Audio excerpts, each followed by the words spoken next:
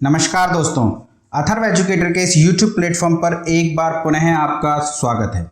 दोस्तों, UP triple SC के द्वारा वीडियो री एग्जाम जल्द ही आयोजित किया जाना है। इसके लिए हमारी चैनल पर जीके की क्लासेस चल रही हैं। जीके की ये जो श्रृंखला हमारी चल रही है, इसमें अभी हम ज्योग्राफी को, विशेषतः वर्ल्ड ज्योग्राफी के टॉपिक्स को डिस्कस कर रहे हैं। शीघ्र ही चैनल पर और सब्जेक्ट्स की क्लासेस भी प्रारंभ कर दी जाएंगी। आज से ही इस चैनल पर पॉलिटी की क्लासेस भी, भारतीय संविधान की क्लासेस भी प्रारंभ की जा रही हैं। आज का जो हमारा टॉपिक है वो वर्ल्ड ज्योग्राफी का बहुत ही इंपॉर्टेंट टॉपिक है, विश्व की नदियां। अक्सर एग्जाम से इस टॉपिक से एक या दो प्रश्न देखने को मिलते रहे हैं और यूपी ट्रिपल एससी जो पेपर कंडक्ट कराता है उसमें वर्ल्ड ज्योग्राफी का बहुत ही अहम योगदान होता है। इससे पहले हम पर्वतों को पढ़ चुके हैं। पर्वतों के अलावा हमने नहरें पूरी विस्तार से पढ़ ली हैं और नहरों के साथ साथ हमने विश्व की प्रमुख झीलों को भी कर लिया है। यदि किसी ने मेरे ये तीनों वीडियोस अभी तक नहीं देखे हैं तो प्लीज चैनल की प्लेलिस्ट में यूपी ट्रिपल एससी वीडियो करके री एग्जाम करके प्लेलिस्ट बनी हुई है, उसमें जाकर के आप ये वीडियोस देख सकते हैं। चलिए आज का सेशन प्रारंभ करता हूं, पर उससे पहले यदि आप चैनल पर पहली बार आए हैं, अभी तक आपने चैनल को सब्सक्राइब नहीं किया है, तो प्लीज दोस्तों चैनल को सब्सक्राइब कीजिए और यदि सेशन पसंद आए तो वीडियो को लाइक भी कीजिएगा।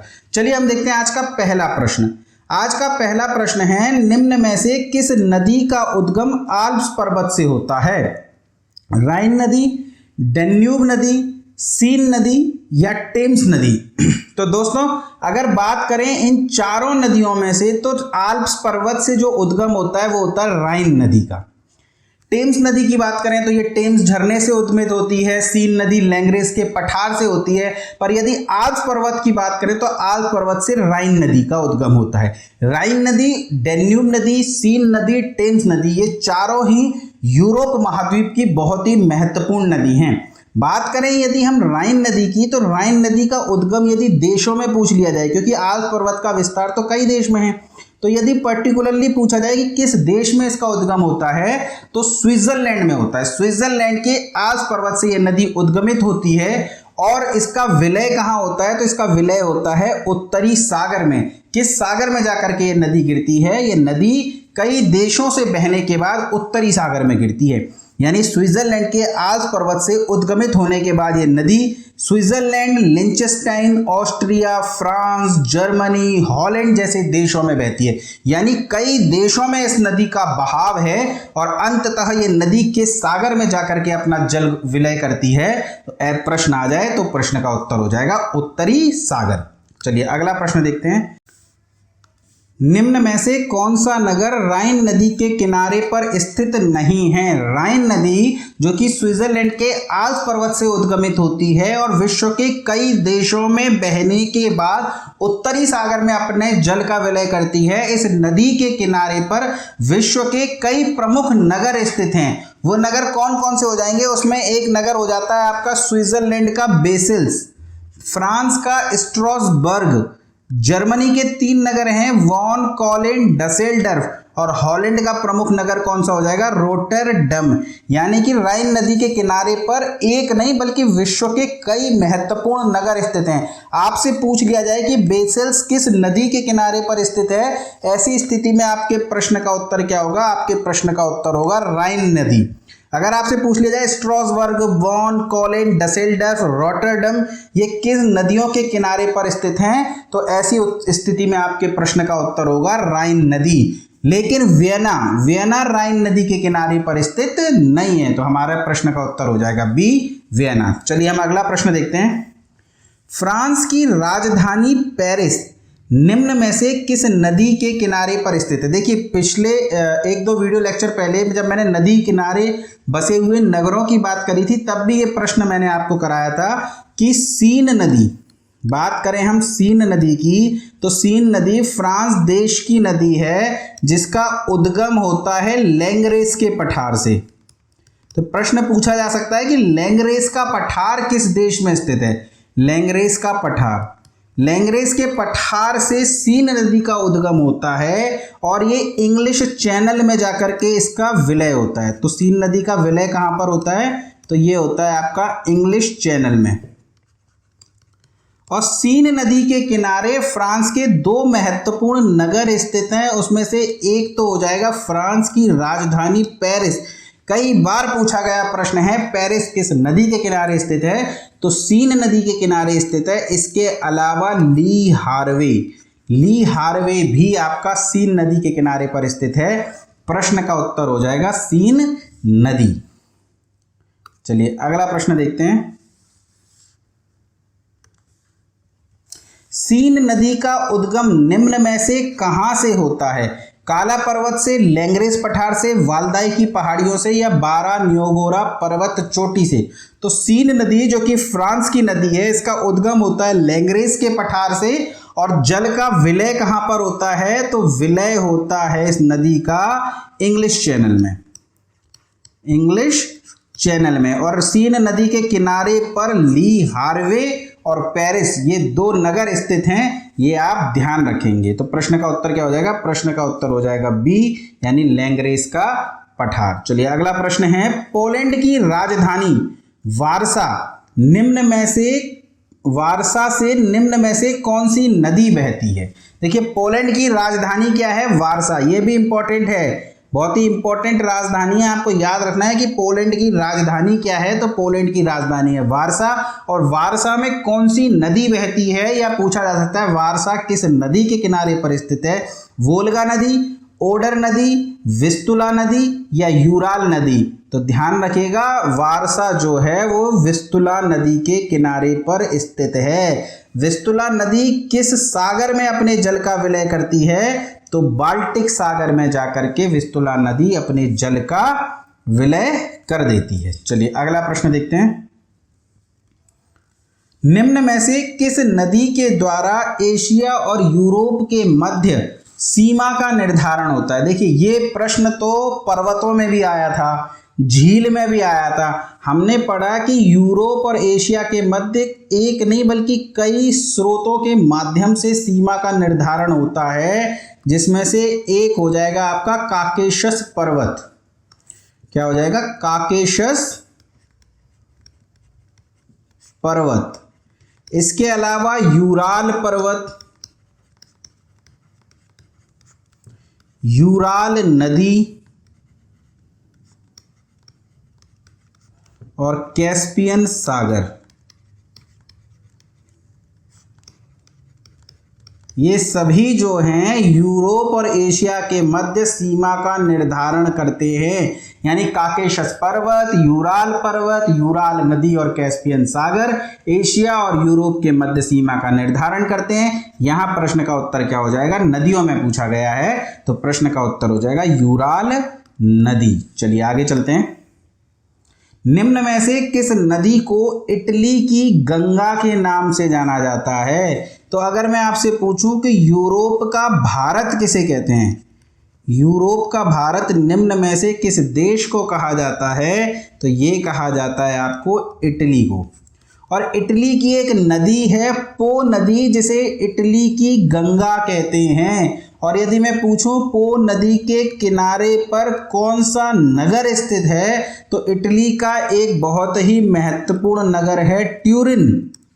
और ये ट्यूरिन किस नदी के किनारे पर स्थित है? तो ये नदी के किनारे पर, जिस नदी के किनारे पर ये स्थित है वह नदी है पो नदी। तो ध्यान रखिएगा, 4 प्रश्न बनते हैं। यूरोप का भारत किसे कहते हैं? इटली को कहते हैं। इटली की गंगा किसे कहते हैं? पो नदी को कहते हैं।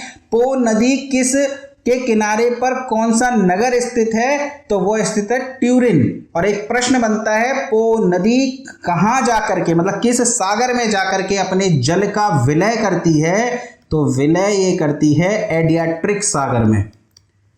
एडियाट्रिक सागर में, ये भी पूछा गया प्रश्न है। ये चारों प्रश्न पो नदी से बहुत ज्यादा इंपॉर्टेंट हो जाते हैं। चलिए अगला प्रश्न देखते हैं। विश्व की सबसे व्यस्ततम नदी निम्न में से कौन सी है? डैन्यूब नदी, राइन नदी, अमेजन नदी या लिम्पोपो नदी? तो विश्व की सबसे व्यस्ततम नदी कौन सी है? विश्व की सबसे व्यस्ततम नदी है राइन नदी। राइन नदी का उद्गम कहां से होता है? राइन नदी का उद्गम होता है स्विट्जरलैंड के आल्प्स पर्वत से। और ये कहाँ अपना जल का विलय करती है? ये जल का विलय करती है उत्तरी सागर में। अगर मैं बात करूं इस नदी के किनारे पर कौन कौन से नगर स्थित हैं, तो बेसेल्स इस नदी के किनारे पर है, रॉटरडम इस नदी के किनारे पर है, वॉन इस नदी के किनारे पर है, आपका डफेलडर्फ इस नदी के किनारे पर है, और कोलन भी इसी नदी के किनारे पर है। इन सभी प्रश्नों पर हम चर्चा कर चुके हैं। विश्व की सबसे व्यस्ततम नदी भी राइन नदी है। एक प्रश्न और बहुत ही इंपॉर्टेंट आता है, वो है कि निम्न में से कौन सी नदी भ्रंश घाटी या दरार घाटी का निर्माण करती है? या इस तरीके से प्रश्न पूछा जा सकता है कि निम्न में से कौन सी नदी भ्रंश घाटी के माध्यम से बहती है या भ्रंश घाटी में होकर के बहती है? ऐसी स्थिति में भी प्रश्न का उत्तर क्या हो जाएगा? प्रश्न का उत्तर हो जाएगा राइन नदी। देखिए, ऐसा ही प्रश्न भारत में भी पूछा जाता है कि निम्न में से कौन सी नदी भ्रंश घाटी से होकर बहती है, तब हम प्रश्न का उत्तर क्या लगाते हैं? नर्मदा नदी। इसी प्रकार अगर वर्ल्ड ज्योग्राफी में ये प्रश्न पूछा जाए तो प्रश्न का उत्तर क्या हो जाएगा? राइन नदी। चलिए आगे चलते हैं। आगे चलते हैं। राइन नदी के द्वारा किन दो देशों के मध्य सीमा का निर्धारण किया जाता है? कई प्रश्न बनते हैं राइन नदी से। उद्गम कहाँ से होता है, विलय कहाँ से होता है, किन देशों से होकर बहती है, किन देशों, कौन कौन से नगर इस नदी के किनारे पर स्थित हैं, विश्व की सबसे व्यस्ततम नदी कौन सी है, कौन सी नदी भ्रंश घाटी से होकर के बहती है, साथ ही किन देशों के मध्य ये सीमा का निर्धारण करती है। तो यह नदी एक नहीं बल्कि कई देशों के मध्य सीमा का निर्धारण करती है, जिसमें से फ्रांस व जर्मनी, स्विट्जरलैंड व जर्मनी और स्विट्जरलैंड व ऑस्ट्रिया स्थित हैं। यानी 4 देश हैं, फ्रांस, जर्मनी, स्विट्जरलैंड और ऑस्ट्रिया। तो फ्रांस और जर्मनी के मध्य सीमा का निर्धारण करती है, स्विट्जरलैंड और जर्मनी के मध्य ये सीमा का निर्धारण करती है, साथ ही स्विट्जरलैंड और ऑस्ट्रिया के मध्य भी ये सीमा का निर्धारण करती है। इसी प्रकार इस प्रश्न को ऐसे भी दिया जा सकता था, राइन नदी के द्वारा किन के मध्य सीमा का निर्धारण नहीं किया जाता। और सपोज कीजिए मैं एक ऑप्शन और दे देता यहाँ पर, ऑस्ट्रिया एवं फ्रांस। तो ऑस्ट्रिया और फ्रांस के बीच सीमा का निर्धारण नहीं किया जाता। तो इस तरीके से प्रश्न बनाए जा सकते हैं। आपको बस याद रखना है कि राइन नदी किन देशों के मध्य सीमा का निर्धारण करती है। तो फ्रांस जर्मनी, स्विट्जरलैंड जर्मनी और स्विट्जरलैंड ऑस्ट्रिया, ये आपके जो है उत्तर हो जाएंगे। चलिए, तो इस प्रश्न का उत्तर क्या हो जाएगा? इस प्रश्न का उत्तर हो जाएगा उपरोक्त सभी। हम चलते हैं आगे की ओर।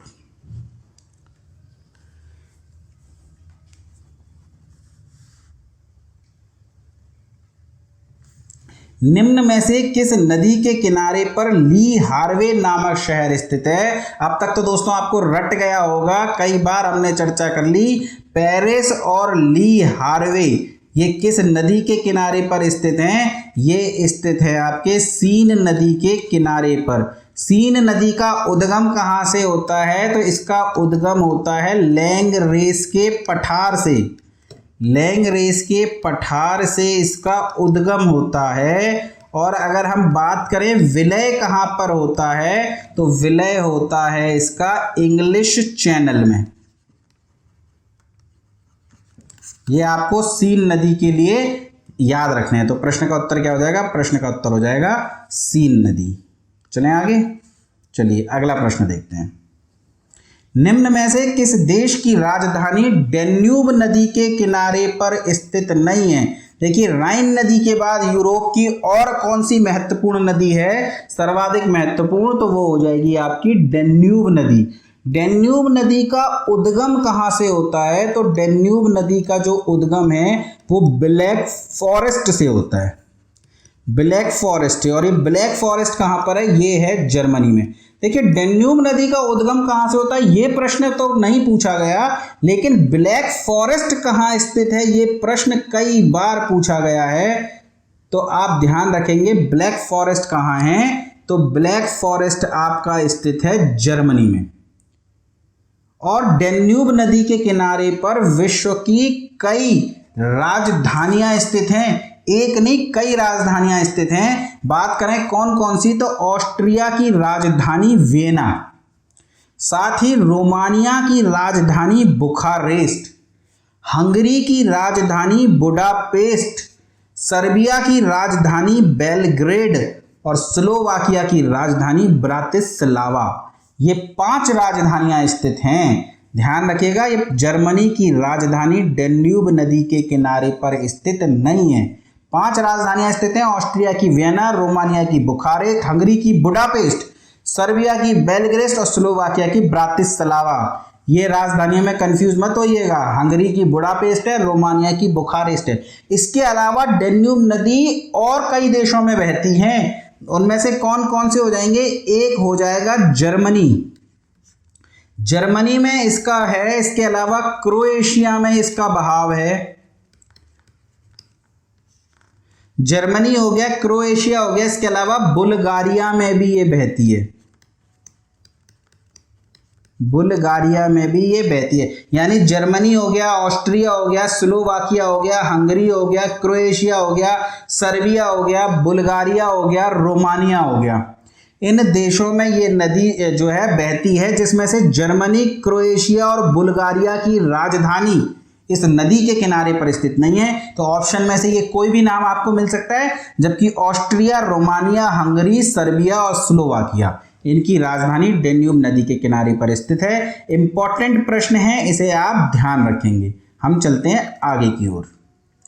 अगला प्रश्न है, टेम्स नदी का उद्गम टेम्स हेड नामक झरने से होता है। इसका विलय कहाँ होता है? काला सागर में, उत्तरी सागर में, बाल्टिक सागर में या कैस्पियन सागर में? तो ध्यान रखिएगा, टेम्स नदी का उद्गम टेम्स हेड झरने से होता है, लेकिन इसका जो विलय है वो उत्तरी सागर में होता है।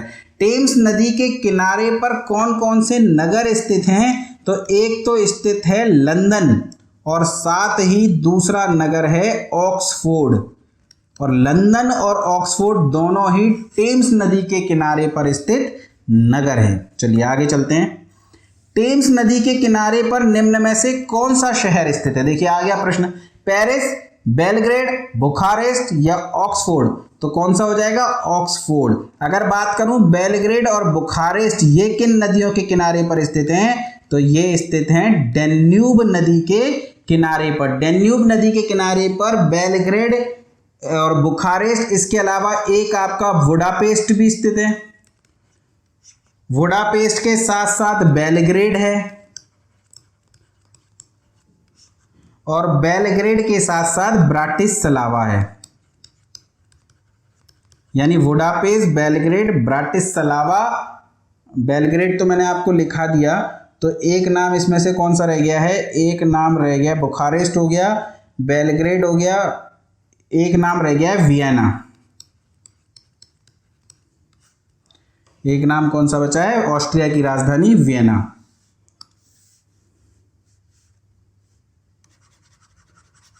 तो ये 5 आपको याद रखने हैं। डेन्यूब नदी के किनारे, ऑक्सफोर्ड आपका हो गया टेम्स नदी के किनारे, और पेरिस हो गया आपका सीन नदी के किनारे। सीन नदी के किनारे ली हार्वे भी स्थित है, और टेम्स नदी के किनारे लंदन भी स्थित है। तो आप ये ध्यान रखेंगे। चलिए आगे चलते हैं हम। मोटर वाहन उद्योग का प्रमुख केंद्र ट्यूरिन निम्न में से किस नदी के किनारे पर स्थित है? पो नदी के, लिम्पोपो नदी के, विस्तुला नदी के या उपरोक्त में से कोई नहीं? तो ट्यूरिन स्थित है दोस्तों पो नदी के किनारे पर। पो नदी जिसे इटली की गंगा कहा जाता है। क्या कहा जाता है? इटली की गंगा। उसी पो नदी के किनारे पर विश्व का प्रमुख नगर ट्यूरिन स्थित है। ट्यूरिन किस लिए फेमस है? मोटर वाहन उद्योगों के लिए।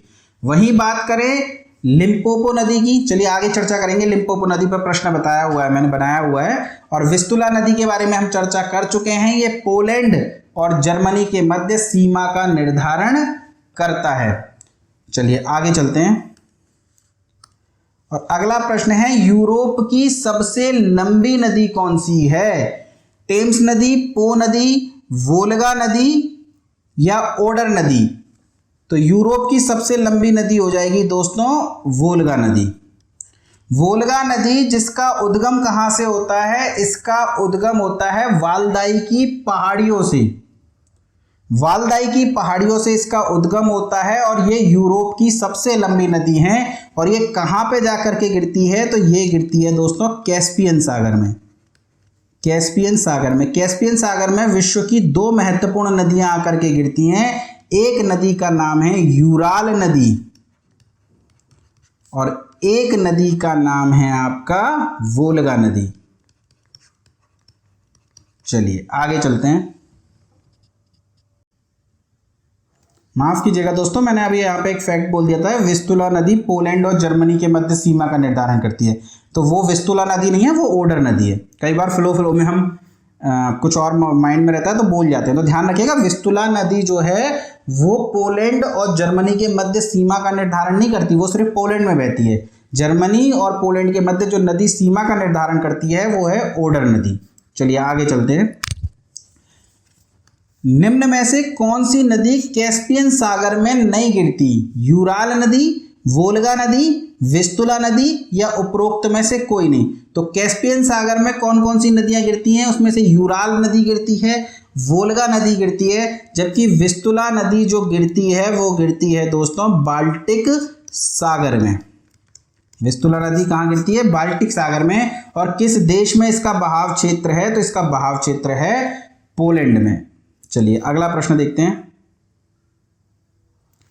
अगला प्रश्न है, निम्न में से कौन सी नदी बाल्टिक सागर में जाकर के गिरती है? पो नदी, बेसर नदी, विस्तुला नदी या नील नदी? तो देखिए बाल्टिक सागर में तो विस्तुला नदी गिरती है, हमने देख लिया, लेकिन इस जितना इंपॉर्टेंट ये फैक्ट है उतने ही इंपॉर्टेंट है कि पो नदी, बेसर नदी और नील नदी ये कहां पर जाकर के अपने जल का विलय करती हैं या कहां से ये नदी उद्गमित होती हैं? तो देखिए पो नदी का उद्गम होता है दोस्तों आल्प्स पर्वत से। आल्प्स पर्वत से राइन नदी भी निकलती है और पो नदी भी निकलती है। राइन नदी कहां निकलती है? तो राइन नदी निकलती है आपकी स्विट्जरलैंड में, जबकि पो नदी कहां निकलती है? पो नदी निकलती है आपकी इटली में।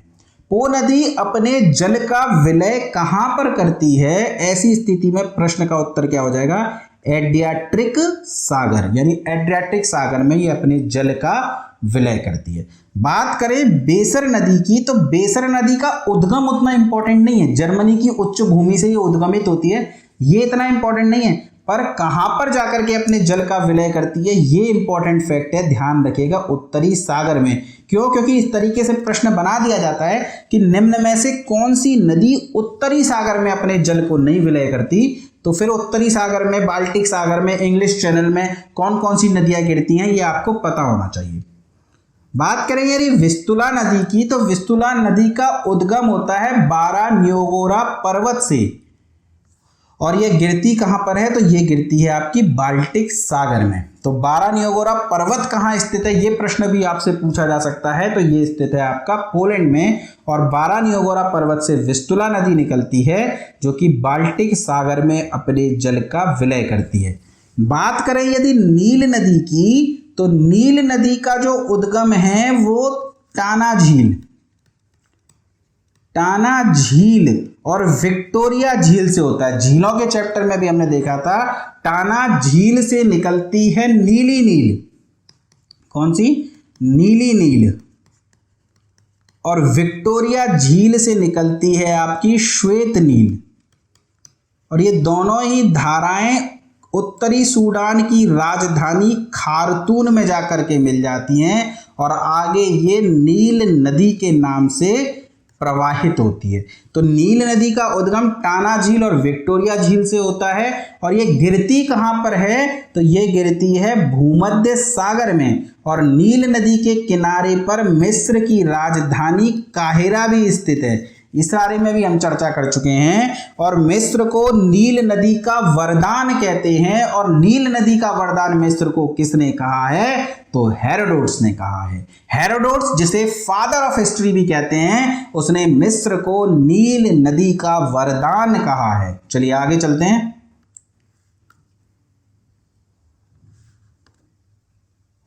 अगला है, निम्न में से किस नदी के द्वारा पोलैंड और जर्मनी की सीमा बनाई जाती है?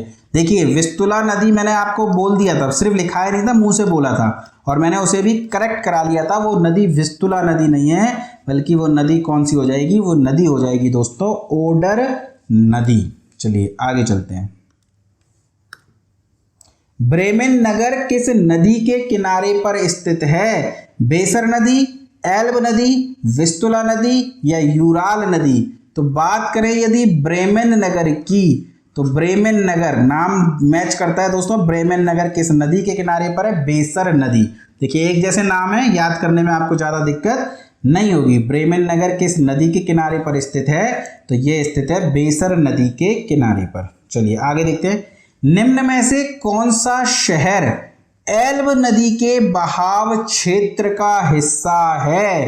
देखिए बात करें एल्ब नदी की, तो एल्ब नदी चेक गणराज्य में बहती है और चेक गणराज्य के साथ साथ ये जर्मनी में भी बहती है। और इस नदी के किनारे पर दो नगर स्थित हैं दोस्तों, दोनों ही विश्व के बहुत महत्वपूर्ण नगर हैं। एक का नाम है ड्रेसडेन और दूसरा नगर कौन सा हो जाएगा? दूसरा नगर हो जाएगा हैम्बर्ग। और ये दोनों ही नगर किस देश में स्थित हैं? तो ये स्थित हैं जर्मनी में। तो ऐसी स्थिति में प्रश्न का उत्तर क्या हो जाएगा? प्रश्न का उत्तर हो जाएगा उपरोक्त दोनों। चलिए आगे चलते हैं। अगला प्रश्न है, निम्न में से किस नदी को तेल धोने वाली नदी कहा जाता है? नील नदी, नाइजर नदी, जेम्बेजी नदी या लिम्पोपो नदी? तो दोस्तों एक बात बताइए, तेल या ताड़ का देश किसे कहते हैं? तेल या ताड़ का देश ये किसे कहते हैं? ये कहते हैं दोस्तों नाइजर को।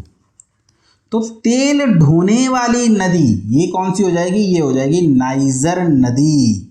तो तेल या ताड़ का देश किसे कहा जाता है अगर आपसे पूछे? तो नाइजर नदी को और नाइजर को। और तेल ढोने वाली नदी किसे कहा जाता है?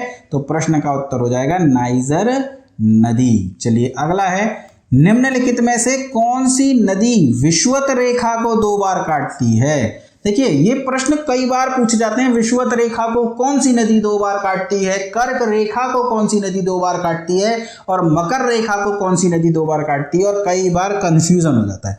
कर्क रेखा में तो चलिए इंडियन ज्योग्राफी का प्रश्न है तो स्टूडेंट्स को रटा होता है कि वो माही नदी है, उसमें तो नहीं है। लेकिन विषुवत रेखा और मकर रेखा इसमें अक्सर कंफ्यूजन हो जाता है, तो कंफ्यूजन की जरूरत नहीं है। भूमध्य रेखा को जो नदी 2 बार काटती है, भूमध्य रेखा को जो नदी 2 बार काटती है वो कौन सी हो जाएगी? वो हो जाएगी दोस्तों आपकी कांगो नदी। और जो नदी मकर रेखा को 2 बार काटती है वो हो जाएगी आपकी लिम्पोपो नदी। और जो नदी कर्क रेखा को 2 बार काटती है वो हो जाएगी आपकी माही नदी। तो भूमध्य रेखा या विषुवत रेखा को कांगो नदी 2 बार काटती है। कांगो नदी ऑप्शन में नहीं है, लेकिन कांगो नदी का ही दूसरा नाम है जायरे नदी।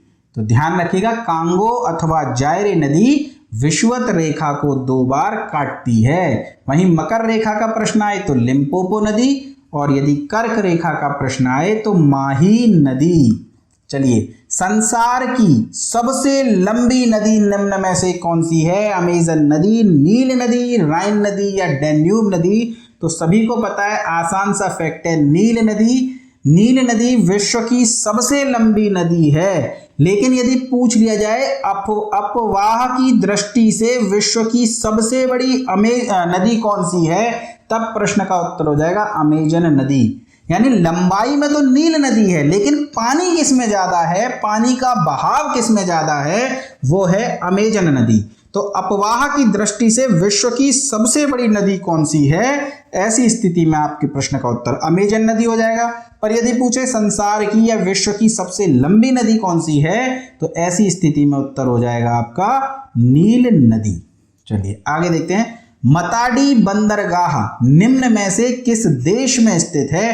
तंजानिया में, केन्या में, कांगो में या मिस्र में? तब प्रश्न का उत्तर क्या हो जाएगा दोस्तों? कांगो। कांगो नदी बहती है कांगो में, और कांगो नदी पर एक तो कांगो गणराज्य की राजधानी किनशासा स्थित है। साथ ही मताडी बंदरगाह, स्टैनले जलप्रपात, लिविंगस्टोन फॉल और ईगा बांध, ये सभी कांगो गणराज्य में बहने वाली नदी कांगो नदी या जायरे नदी पर ही स्थित है। और ये कांगो या जायरे नदी ही भूमध्य रेखा को 2 बार काटती है। भूमध्य रेखा को 2 बार काटती है। एक इंपॉर्टेंट फैक्ट और है, पर मैं अभी आपको बताऊंगा नहीं दोस्तों, क्योंकि वो मुझे उम्मीद है प्रश्न में आगे मिल जाएगा। नहीं मिलेगा तब चर्चा हम कर लेंगे। देखिए इसी क्वेश्चन में है वो। चलिए, मिल गया आपको, हमें आगे मिल गया। अच्छा हुआ चर्चा नहीं करी, कि अक्सर मैं पीछे के प्रश्नों में चर्चा कर जाता हूँ और वो प्रश्न आगे निकलते हैं। चलिए, कांगो नदी के संबंध में असत्य कथन की पहचान कीजिए। कांगो नदी अनेक छोटी बड़ी नदियों के आपस में मिलने से बनती है। तो ये बिल्कुल सही बात है दोस्तों। कांगो नदी जो है कई नदियों के मिलने से मिलती है, जिसमें लुआबाबा नदी हो जाती है, उबांगी नदी हो जाती है, आपकी लोमामी नदी हो जाती है। तो ऐसी कई नदियां हैं जिनके मिलने से कांगो नदी बनती है। पर यदि मैं आपसे बात करूं कि कांगो यह नदी भूमध्य रेखा को 2 बार काटती है, तो यह कथन भी दोस्तों सही हो जाएगा। हमने चर्चा कर ली कि कांगो नदी जो कई नदियों के मिलने से बनती है, वो भूमध्य रेखा को 2 बार काटती है। पर मैं बात कर रहा था कि कांगो नदी, अगर ऐसे ही पूछ लिया जाए कि कांगो नदी का उद्गम कहां से होता है, तो कांगो नदी का उद्गम होता है दोस्तों कटंगा के पठार से। अगला है, विश्व की तीसरी सर्वाधिक जल बहाव वाली नदी है। यही कथन जो है दोस्तों गलत हो जाएगा, ये असत्य हो जाएगा, क्योंकि कांगो नदी विश्व की दूसरी सर्वाधिक जल बहाव वाली नदी है। दूसरी सर्वाधिक जल बहाव वाली नदी। तो फिर पहली कौन सी है दोस्तों? तो पहली है आपकी अमेजन नदी। अभी तो चर्चा करी हमने कि सर्वाधिक अपवाह की दृष्टि से सबसे बड़ी नदी कौन सी है, तो वो है अमेजन नदी। अपवाह की दृष्टि से मतलब उसमें जल का बहाव सर्वाधिक है। तो सर्वाधिक जल बहाव वाली विश्व की दूसरी नदी कौन सी है? कांगो नदी। नील नदी नहीं है दोस्तों। नील नदी तो विश्व की सबसे लंबी नदी है। तो कांगो नदी का उद्गम कहां से होता है? कांगो नदी का उद्गम होता है कटंगा के पठार से। और कांगो नदी पर किंशासा स्थित है, जो कि कांगो गणराज्य की राजधानी है। साथ ही मटाडी बंदरगाह स्थित है, स्टैनले जलप्रपात स्थित है, लिविंगस्टोन फॉल स्थित है और ईगा बांध स्थित है। यानी कि बहुत ही महत्वपूर्ण ये नदी है। चलिए अगला प्रश्न देखते हैं। निम्न में से किस झील से श्वेत नील नदी का उद्गम होता है? यह भी अब तक रट जाना चाहिए दोस्तों। विक्टोरिया झील से श्वेत नील नदी का उद्गम होता है। टाना झील से नीली नील नदी का उद्गम होता है।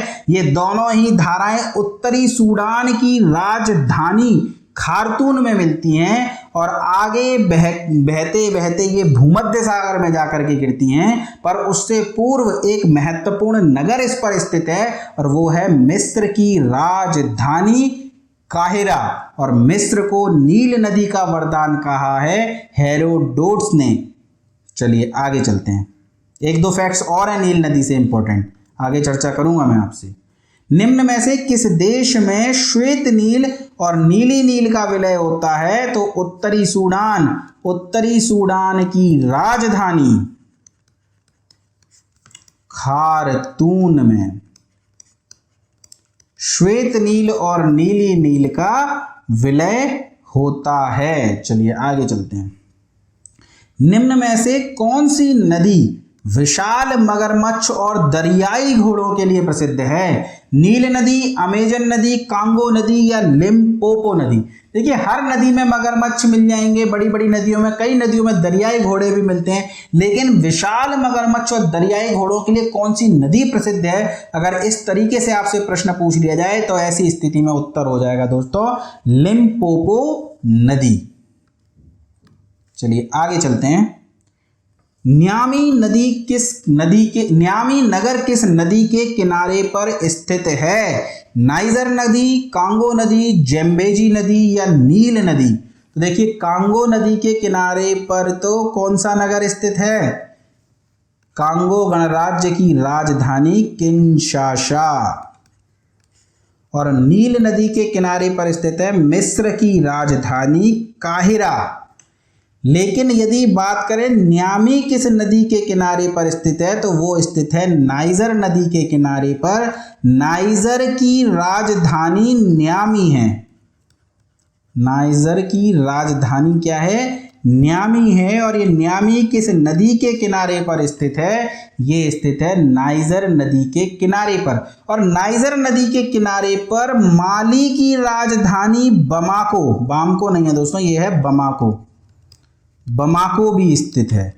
तो ध्यान रखिएगा। देखिए नदियों में, पर्वतों में और झीलों में ही हमने राजधानियां याद कर ली हैं। विश्व की कई महत्वपूर्ण राजधानियां हमने याद कर ली।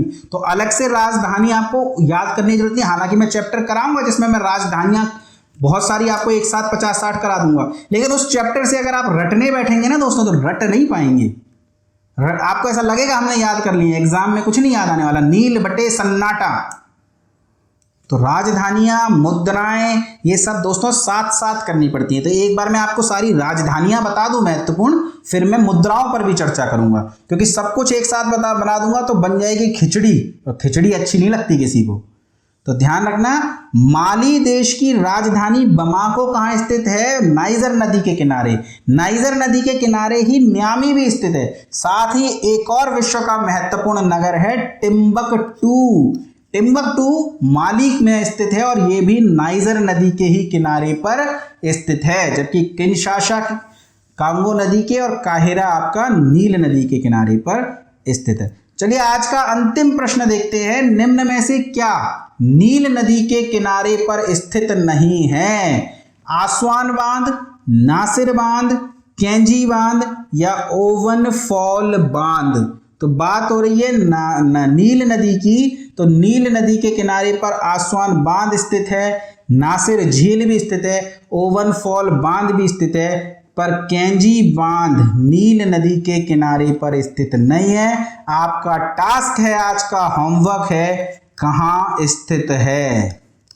इस प्रश्न का उत्तर मैं अगले वीडियो में दूंगा, वर्ल्ड ज्योग्राफी के अगले वीडियो में दूंगा, जो कि कल आएगा। लेकिन मुझे खुशी होगी यदि आप कमेंट में मुझे बताएं कि कैंजी बांध कहाँ स्थित है, या फिर किस नदी के किनारे पर स्थित है, या किस नदी पर बनाया गया है। सॉरी, बांध है ना ये तो किस नदी पर बनाया गया है कैंजी बांध।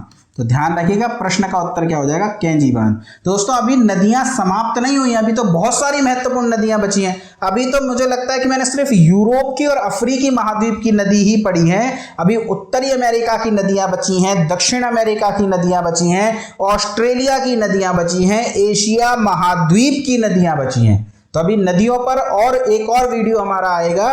तो ध्यान रखिएगा, मिलते हैं आपसे अगले वीडियो में। तब तक आप पढ़ते रहिए, मस्त रहिए, चैनल को शेयर सब्सक्राइब करते रहिए। धन्यवाद दोस्तों।